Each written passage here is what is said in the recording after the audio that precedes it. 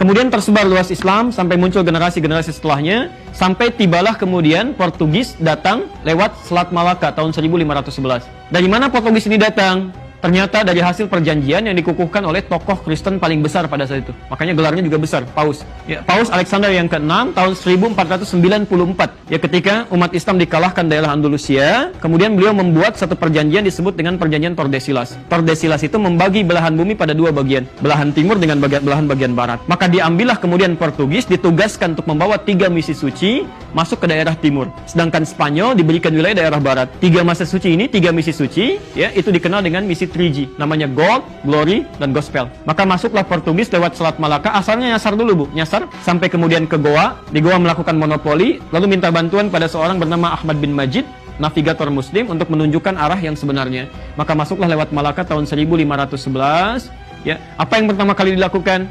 Pertama, memonopoli perdagangan, kedua, membuat rumah ibadah, misi Gospel, ya. Kristenisasi. Rumah ibadah dalam bahasa Portugis disebut dengan igreja. Orang kita menyebutnya dengan gereja kemudian. Jadi gereja itu asalnya bukan dari bahasa Indonesia tapi dari bahasa Portugis. Didirikanlah di situ, orang mulai ikut-ikutan. Ya, orang-orang Portugis saat itu ibadahnya itu 2 hari setelah orang Islam. Kalau orang Islam itu ibadah tiap pekan kemana? Jumatan, ya, ke masjid, ya.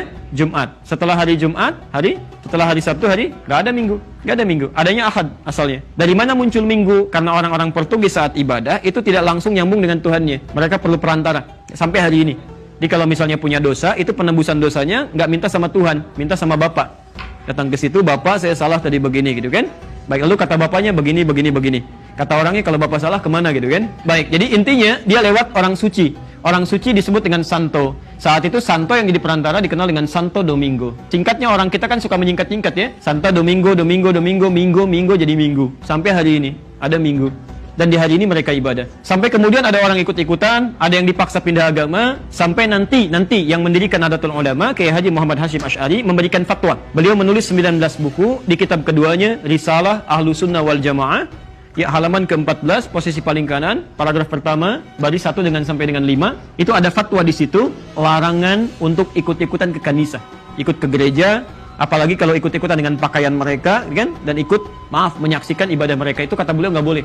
Itu fatwa pertama. Saya persingkat, saya tutup di sini. Sampai kemudian datanglah Portugis, dikalah di sini, dia ingin menguatkan bentengnya. Ketika datang Portugis ke wilayah ini, ternyata Spanyol merasa saya nggak dapat apa-apa di barat itu. Maka disusullah kemudian ke timur, perginya ke Filipina, ke daerah Sulu, dipimpin oleh Magalhães. Ya, Portugis dipimpin oleh Alfonso de Albuquerque, kemudian ini dipimpin oleh Magalhães tahun 1519. Tahun 1519